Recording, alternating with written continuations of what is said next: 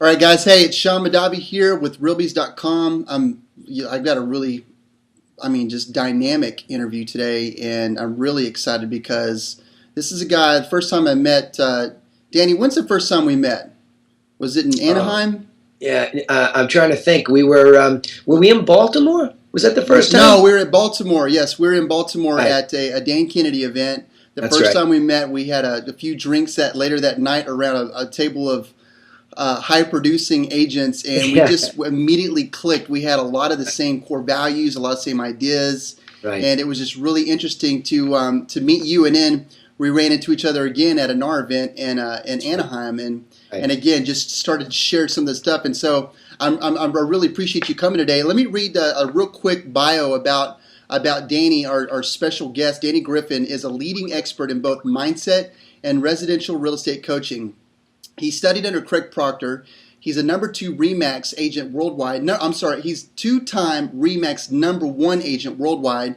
Danny became the number 7 agent worldwide for realty executives, and then went on to found his own business, his own brokerage called the Griffin Realty Group. Since 2005, Danny has also coached thousands of successful agents along with Proctor. Danny created a special time management system for real estate agents that serves as the foundation for guaranteed success.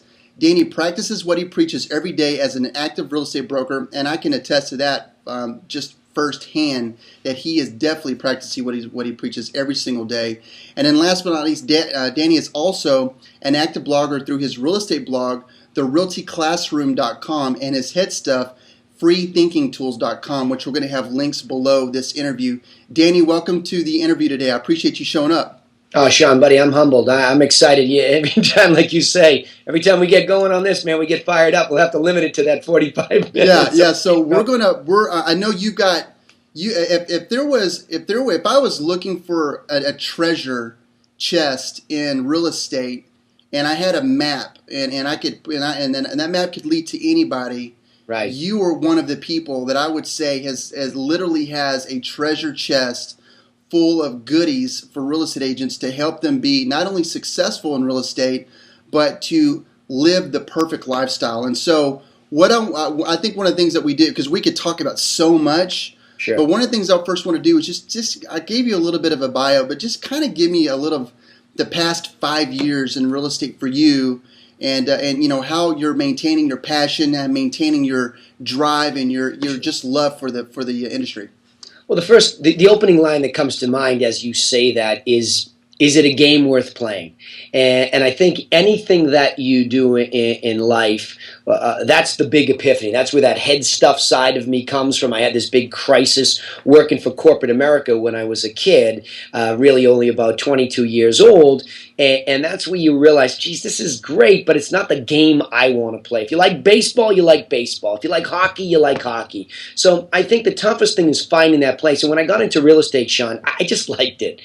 To me, it's a game worth playing because I get to deal with average Joe and Jane every day with the biggest financial and emotional transaction they may ever make in a lifetime. So first of all, that game worth playing to me is, I think, the fuel for that enthusiasm when a guy like you and I hook up and we start to talk, and we have some great mutual friends that are top producers that have that same enthusiasm for the game of real estate, game in a positive way. No bait and switches, gimmicks and all that. And that's the other part of where I stand, is that to me, that's a serious charge. If you have a real estate license, that's a very serious event because you have a major league fiduciary responsibility when you get that license to do the right thing by people, and you really have one chance to do that with each individual. So to me, it's the melding of that enthusiasm for what's happening here and the desire to do it properly.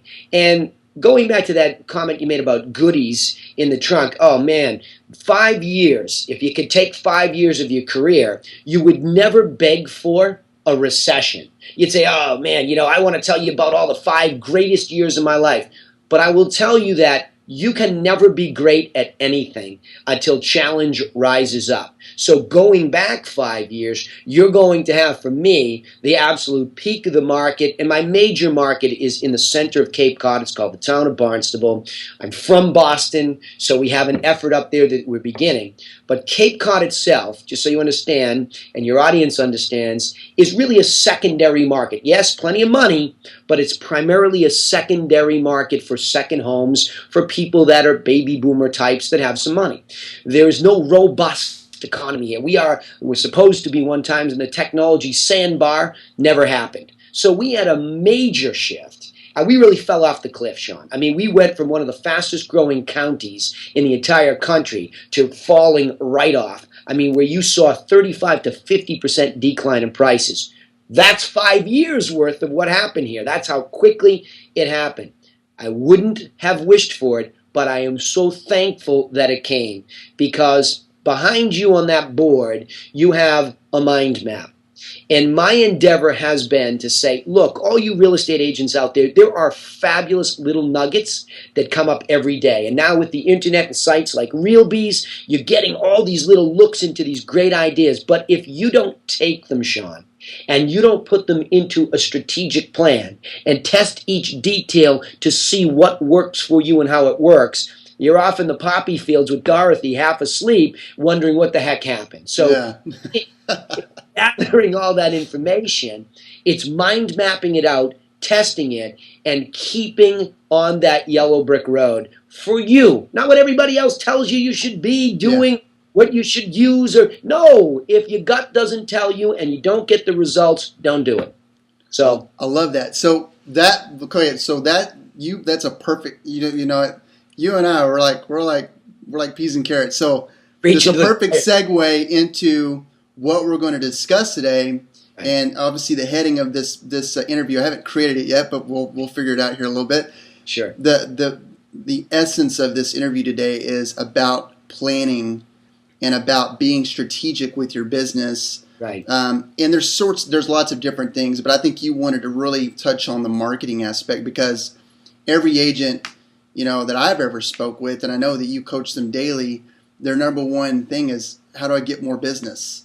Oh, that's right. You know, it's just like, how do I get more business? And then you know, and you and I know as a precursor to that, what happens is well, how do I convert the business that I'm getting in? Because I get too much business, but I don't know how to convert it, or I get too many leads, I don't know how to convert the leads I get in. And so we won't talk about that part. Let's talk about planning, preparation, you know, being strategic about your business. Right. You know, that's crucial.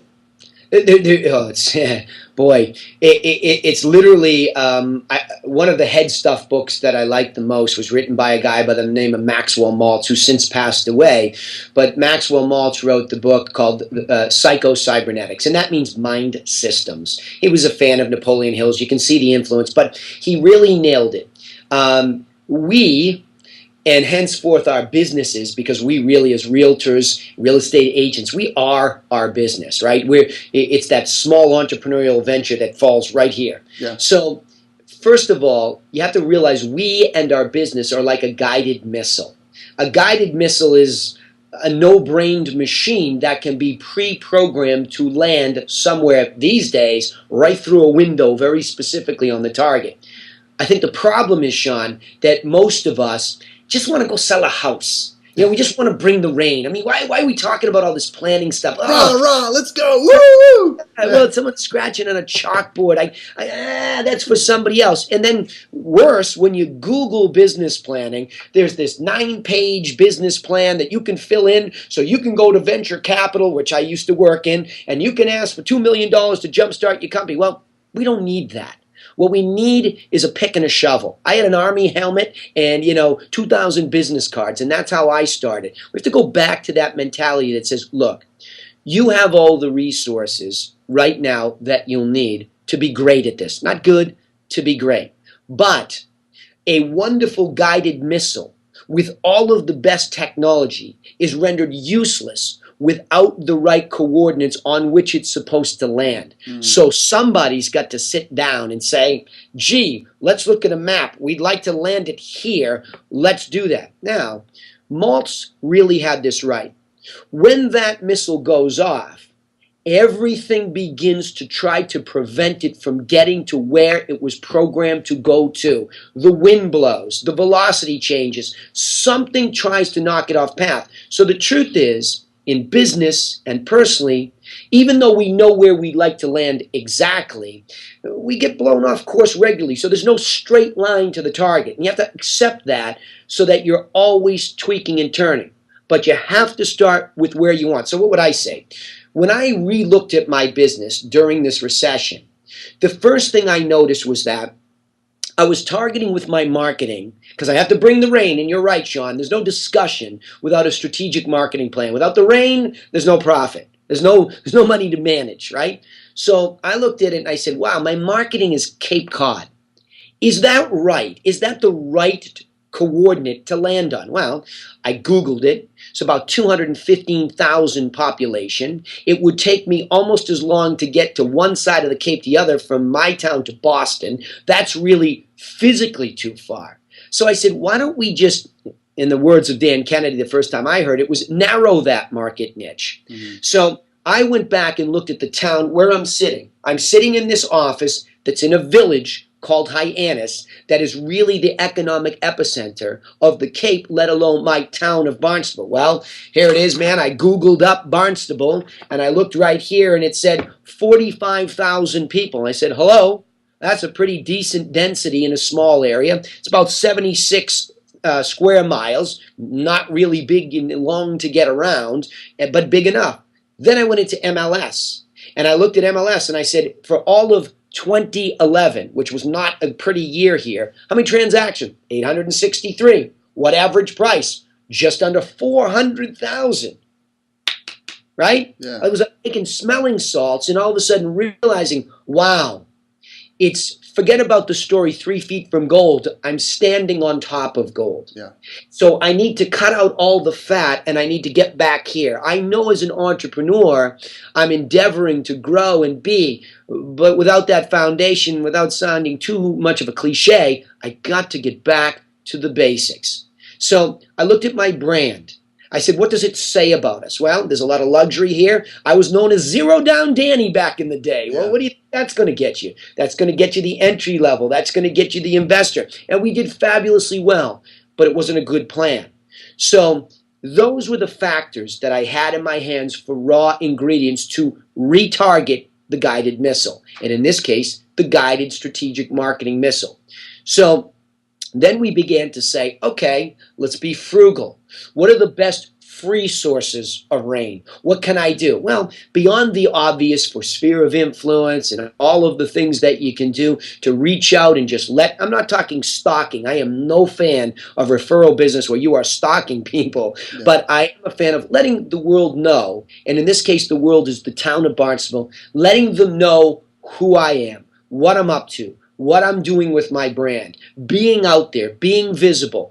We went and crafted, online for short dollars, our new logo, which was really nice and upgraded, and it said something about who we were to become before we ever got to the trajectory. So we knew precisely down the road, and I learned this from Tom Watson in the E-Myth book, they knew they wanted to become a world-class company from day one. And the more specific they were about that and then measured against how they were doing, I just copied the same thing. Now, we're early in this makeover, but I can tell you already, the free sources like Craigslist, we're driving exactly that geography, exactly that demography that we want to us. So we're beginning to narrow that, cultivate that, and I would say those are the first critical steps. So to summarize what I just said there, because I have that problem, I talk too much and I've got a good cup of coffee here.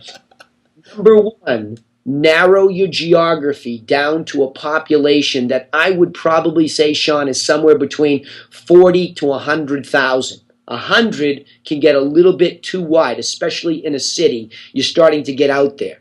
Then back it up with actual results. If you sell primarily condos in a city, search in your MLS for solds for an entire year. Take a calendar year, okay, or a running 12 months. I don't care. Make sure there's enough business so that your target is reasonable. If there's too much, okay, then narrow it down more. And how would you determine that? Well, if I've got 863 transactions for single family only in the town of Barnstable in 2011, double that for sides, and then say, what gross am I after? If I'm after 100 grand, 250, 500, a million, 2 million, very easy to look at the average sale and say, is it reasonable, folks? Okay? Is it reasonable to assume that I could get 1% of that marketplace? 2%.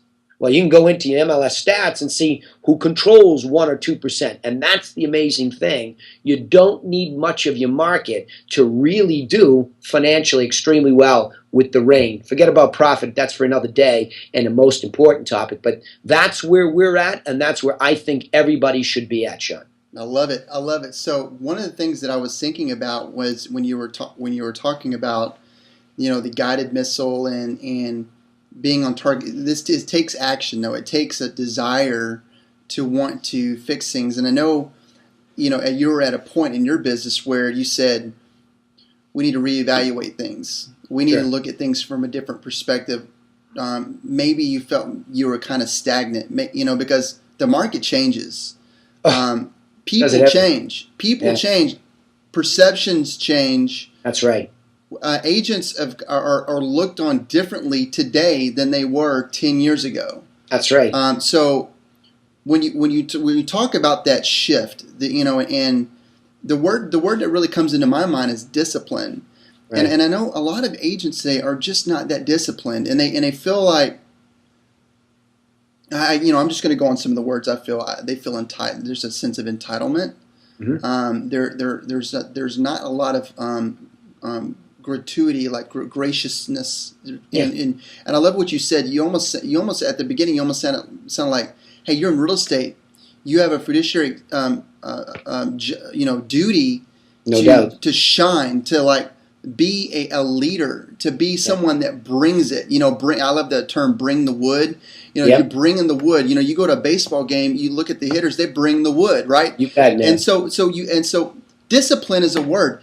How does an agent get in that mindset for? And now we're getting into a little bit of mindset, but I know you're good at that. And so that's my thing. How does an agent really kind of just how do they get their tail kicked and get in that kind of that groove of I need to make this paradigm shift in my business. I need to take action, because if I don't do it, top 5%'s doing it. The top 10%'s doing it. Well, here's the tragedy about this business. I mean, let's think about this. Even at and this is why I'm passionate about the coaching side of it, why I want to help people, why we're doing this interview, the same thing that you're feeling, is that last I checked, there was 1,033,000 realtors in the United States, okay? I think there was 2 million real estate licensees in the United States. Well, that's a massive group of people, okay? Right. So first of all, if we look at the masses and we say, what's wrong? Why is it that the average realtor sells so little? And I'll go back to, it's because they don't have a map, they don't have a plan, and many of them, you'd have to break it into some segments, okay? Many of them get into the business because they perceive it to be glamorous. They perceive it to be luxurious. They see some gal driving a BMW, they don't know it's leased and she's mortgaged to the hilt, right? Or they see a top producer who owns the car outright and lives in a great neighborhood. They have no idea that guy ground it out 100 hours a week to get that momentum, to build that brand. So I think, what am I saying? Misperception is a killer. Yeah. So we're so over-marketed too that there's a perception that creates this entitlement. And I feel bad for all of us, because we look at marketing, Sean, and everything's been trimmed or cleaned. Nobody wants to talk about the farmer's work ethic. Nobody wants to talk about getting up at 5 o'clock in the morning, reading the periodicals, getting online, seeing what came in about real estate, being sharp, being crisp, being prepared to go out there and do it. We've sat back and we've allowed ourselves to be sold that, life can be so easy. Baloney. Okay? Yeah. Life is not easy. This business is not easy. So if you're going to think it is, I think the first thing is you're going to be sadly mistaken, and it's going to devour you because it can be a very ruthless business. You're an entrepreneur, number one, with no safety net, regardless of whether you work for yourself or a major corporation. So the misperception that this is easy kills the majority of agents. However, the second piece that hurts a lot of the people that are willing to roll up their sleeves is they get bad information. If the herd says that you should open house every weekend and that only gets a 1% result, but you never question it, okay, or you don't know how to turn a traditional open house into a retail storefront where everybody that comes through, you realize that most of them are never going to buy that house, but you use it as an opportunity to work your brand.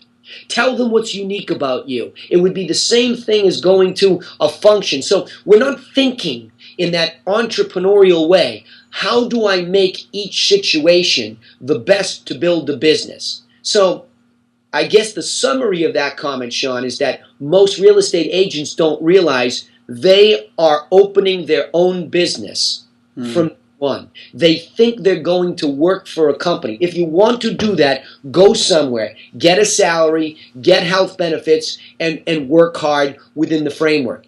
If you want to be an entrepreneur that owns their own real estate business, that's prerequisite number one for any of us. And again, it doesn't matter if you work for a major corporation or on your own in this business. You have your own business the day you get licensed and get in. So you better have some sort of a plan to follow, or this business is ruthless and it will spit you out the back door very quickly.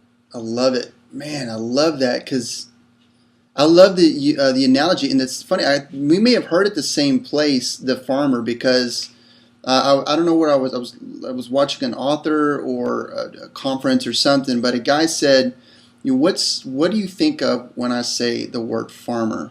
Mm-hmm. What's the first word?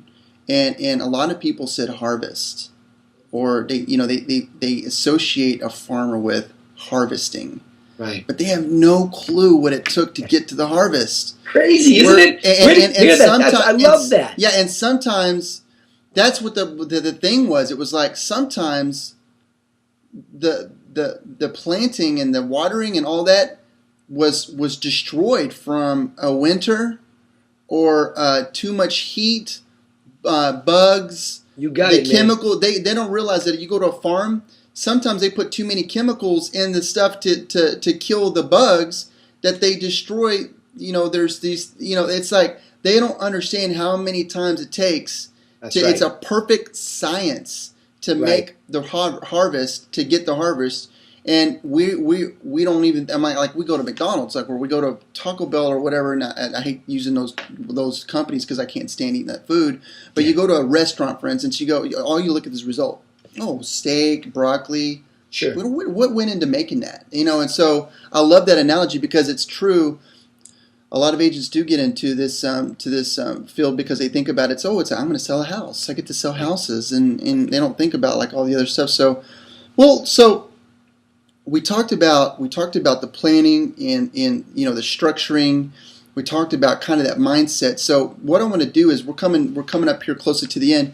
What I wanted to do is I want to talk a little bit more about what you're doing for real estate agents because sure. I highly respect you. I just think you're an amazing person, and I love aligning myself. Alignment is just like a huge thing, and there's so many guys out there that are coaching and that they're self-proclaimed gurus. And what I love about you is that you have mentored under somebody that is, really an icon in this industry, and that's Greg Proctor.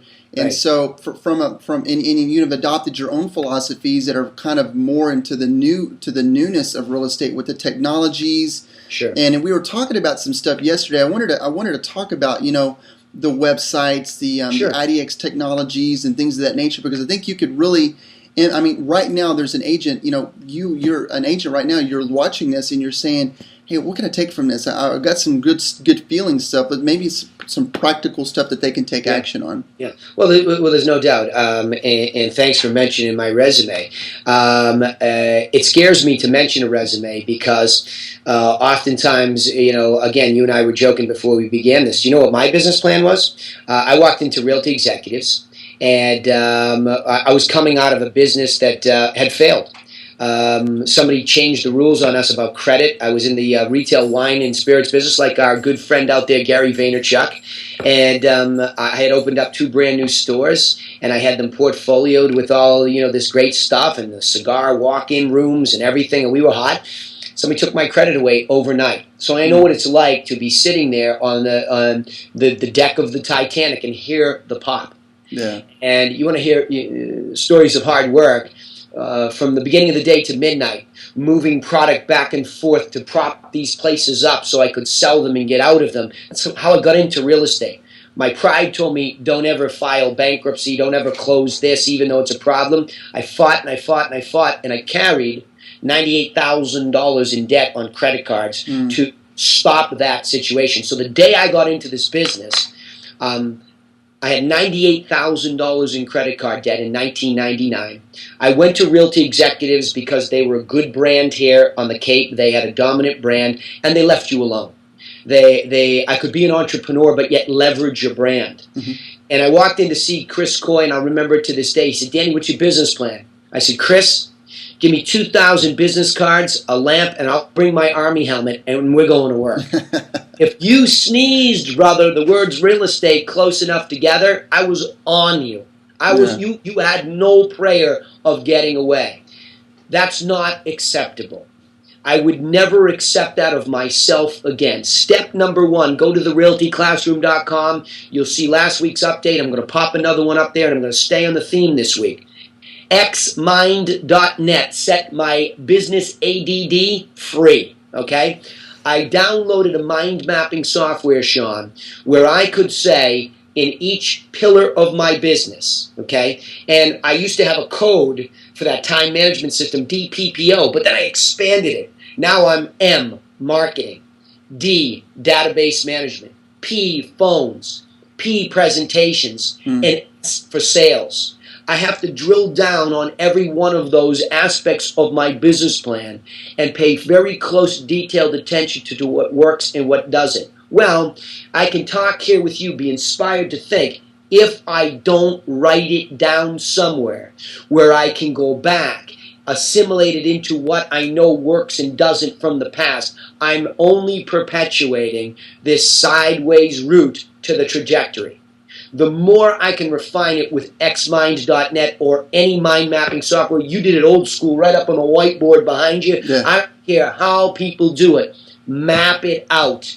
You have to come in and be able to visualize it and see it and work with it. And this day and age with your iPads and your laptops, you can sit there and it's the coolest thing to think about where your business would go, then put it into place, measure it, and change it. Mind mapping. Absolutely get off of this interview and go do it now. That is the most important thing. And remember, it's a funnel. If Henry Ford were on this interview series and Henry were going to take us through it, what would he say? He would say, go down you got it, brother, right there, right? This is a mind map. This is a mind map for one of my projects. I've got mind maps all over the place. and you know what? It's the only way. Ford would have done it. Henry Ford would have done it. I envision myself thinking about Ford. What would he have done on the factory floor every day? And in one of my talks at the conference, I put up a picture of Henry Ford's assembly line in the beginning and today. The thing that's most remarkable about it is there are no people in the second picture. They're all machine tools. And the people have now become software engineers or real high-tech skilled labor. Hello? So you're out there wondering as you expand and things begin to go right, who do I hire? When do I hire? Go hold yourself accountable and say, me, how much can I sell personally with leverage of the proper focused marketing, supplemented by technology that works for us 24 hours a day, 7 days a week? How much can I do with a farmer's work ethic, staying disciplined, to give that profit, so I then, after I pay my partner, the tax man, okay, after I pay him, what's left over to reinvest in that business and keep it growing? Not the BMW, not the pool, not the Henry Bendel shopping spree, right? Discipline comes from being in love with this creation of this thing called your business, but you don't even know what it looks like until you map it out. So please, please map it out. I love it. I love it. I love it, man. Well, I'll tell you right now, I'm excited about some stuff that I think we kind of talked about it, and I guess we'll allude to a little bit more. I think we might try to do something like this on a more regular basis for the audience here at Realbies, because we're just gaining traction, and it's crazy how many people are coming to it looking for this type of materials. But I want to make sure that we plug your site as well. Give me the URL again for your site. Sure. The one you can come visit me on for all you real estate agents is therealtyclassroom.com. Therealtyclassroom.com. Yeah. We've got a blog piece that we drop up, video teaching, couple 3-4 minutes every week, just a little tidbit. You have to remember that those little tidbits are not theoretical. Those are little tidbits of what I'm really thinking in my own business and the things I'm really coaching on that are real, live, today subjects or thoughts. Yeah. So these aren't theory. This is the real deal in the trenches, down and dirty. That's what I love. That's what I love about you, is because you know, a lot of agents are getting information online from other things, and they're like, oh, that looks like a good idea, but that idea has never been truly tested in a marketplace, and it's just kind of like it's a concept. And everything that you're doing is real things that you've done. You've made mistakes. It's almost like they get to learn from the farmer that's pulling the harvest, right? Hey, you want to walk around with me on my farm every day? Come on over to the Realty Classroom. I'm passionate about having an open book, transparency. What are we hiding? Is there some magic secret? I could turn over everything I know to my biggest competitor and just know that they're not going to get up and they're not going to plow that field like I do every day. So anybody who has that mentality across the country, Canada, wherever you might be seeing this interview, come on down. Let's make this business better with this guy right here on Realbies. The guys like this that take the time to go out and find the people in the industry that are passionate and that are doing it, right? And you know what? There's some great theoretical teachers too. Don't get me wrong. Oftentimes, there are people who study an industry even though they're not practitioners, and they put good information in the right order. So let's not throw that baby out with the bathwater. What you want to do, you want to listen to any of these people speak, you want to gut check it. If it doesn't feel right, it's not right, right? If the glove doesn't fit, right, you must have quit. So you have to trust yourself first, because that's all that matters at the end of the day.